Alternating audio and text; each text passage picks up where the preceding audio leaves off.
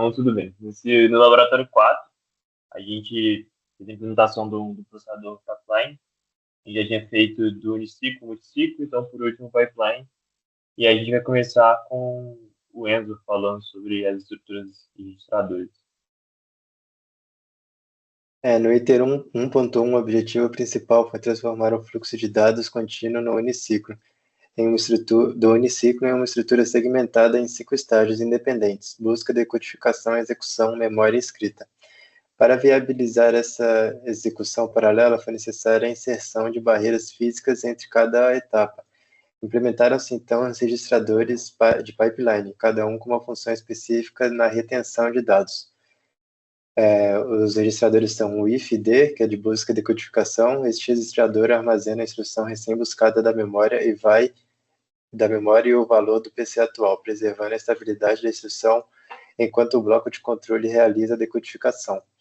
O IDX, que é a decodificação e execução, é situado após a decodificação. Este registrador retém os operandos lidos do banco de registradores, o valor imediato estendido e agrupa todos os sinais de controle que serão utilizados nos estágios. O X-main, que é execução em memória, esta barreira guarda o resultado calculado pela ULA, seja ele um dado aritmético ou um endereço de memória, e o valor do registrador fonte 2, caso seja necessária uma operação de escrita na memória. O main WB, que é memória escrita. Por fim, esse registrador isola o estágio final. Ele transporta o dado lido da memória ou o resultado passante da ULA, garantindo que o valor correto esteja disponível para ser gravado no registrador de destino no ciclo de write-back. Diferente dos registradores comuns, estes funcionam como pacote de transporte. Para a subida de clock, eles capturam não apenas os dados, mas também os sinais de controle, resolvendo o problema de sincronia temporal, onde um sinal gerado no início só deve atuar ciclos depois. Pode passar. Isso resolveu um problema estrutural crítico. No uniciclo, um sinal de escrita como read-write era gerado e consumido instantaneamente. No pipeline, esse sinal é gerado no estágio de decodificação, mas só deve atuar 3 ciclos depois, no estágio de escrita. Os registradores garantem que esse sinal viaje junto com a instrução, garantindo a sincronia temporal. Pode passar. Além da segmentação, foi realizada a adaptação das conexões do caminho de dados para suportar o fluxo contínuo. Uma modificação importante foi a preservação do valor PC mais 4. Com as instruções de salto, JAL e JAL-R, precisavam salvar o endereço de retorno lá no final do pipeline.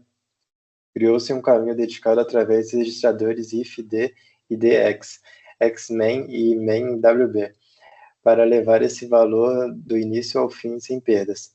Também foi mantida a lógica de expansão do sinal main-to-reg para 2 bits, consolidada no laboratório anterior. Isso permitiu configurar um multiplexador do estágio write-back com 3 rotas distintas.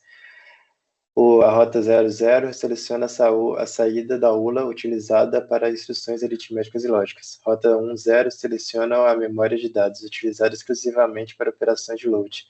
Rota 01 seleciona o valor preservado de PC mais 4, permitindo que o endereço de retorno seja gravado corretamente no registrador de vínculo durante chamadas de função. Com essa estrutura base implementada e validada no RTL Viewer, o processador ficou pronto para receber lógicas de tratamento de conflitos rasas. Pronto. Bom, eu vou explicar agora como foi feita a implementação da arquitetura pipeline no nosso processador. A ideia geral foi, como dito anteriormente, foi pegar os módulos funcionais que já existiam no processador Uniciclo e integrá-los usando os registradores de pipeline criados no item 1.1.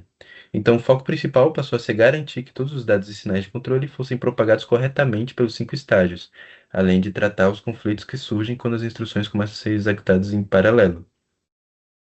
Começando pelos sinais de controle, eles continuam sendo gerados no estágio de decode, mas agora precisam ser carregados ao longo do pipeline. Por isso, todos esses sinais, como read-write, main-read, main-write, são armazenados primeiro no registrador id/x, depois eles vão sendo propagados para x-main e finalmente para main-write-back. Essa propagação é importante porque cada estágio precisa saber exatamente o que fazer com a instrução que está executando naquele ciclo. Outro ponto importante foi o cálculo do próximo valor do PC. Nós consideramos três possibilidades: a execução sequencial, que simplesmente vai ser mais 4, o caso dos branches, como o back, e as instruções de salto, como JAL e JAL-R. No caso do JAL-R, existe um detalhe importante. Usamos a saída da aula, que está no estágio X-main, como prioridade, para evitar que o salto seja feito para o endereço incorreto. Com isso tudo, definimos o sinal PC Source, que define qual dos caminhos o PC deve seguir. E toda vez que o PC Source é ativado, nós fazemos um flush nos estados iniciais do pipeline, para impedir que instruções inválidas continuem sendo executadas.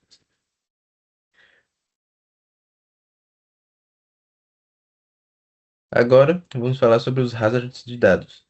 Nós implementamos um mecanismo de detecção que observa a instrução que está em decode e compara com as instruções dos estágios seguintes, X e main. Ele verifica principalmente duas coisas.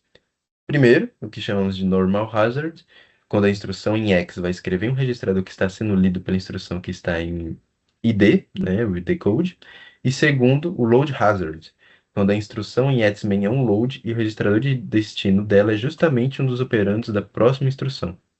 Quando qualquer uma dessas situações acontece, o sistema ativa o sinal data hazard.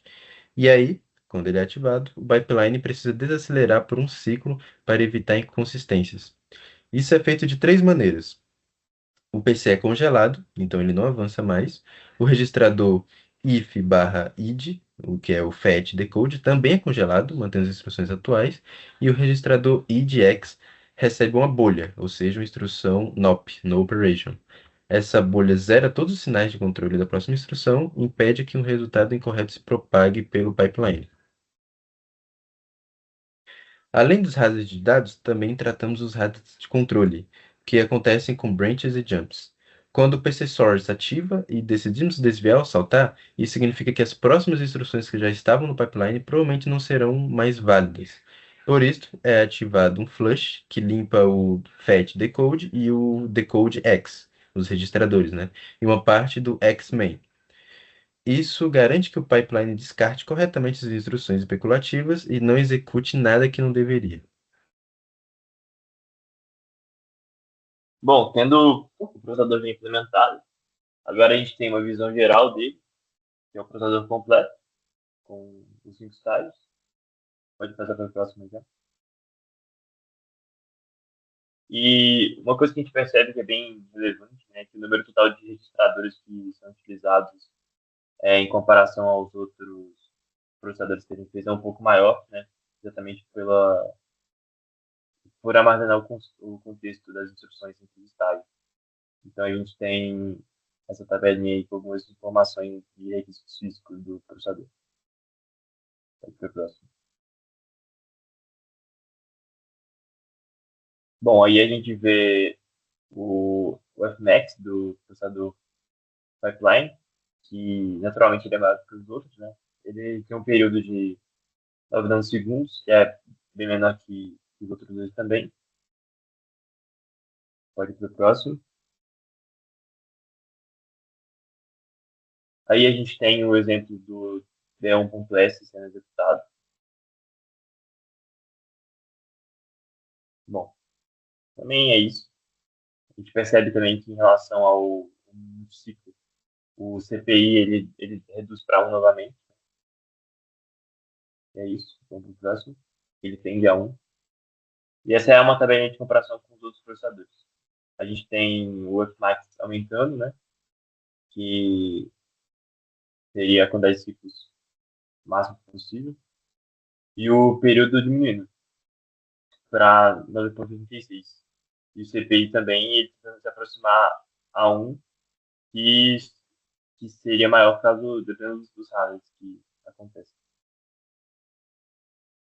Pode ver o próximo. E a gente observa aí, né, que esse aumento de desempenho acontece exatamente pela forma que o pipeline funciona, onde ele pega cada ciclo e coloca um em sequência do outro, e, tipo assim, em casos onde um ciclo é compatível com o anterior, ele usa as memórias dos registradores para poder determinar o que ele vai fazer. E em comparação a, por exemplo, um ciclo que ele pega a instrução e faz ela completa, é muito mais eficiente, né? Ele consegue executar várias coisas ao mesmo tempo. Vai aqui pro próximo.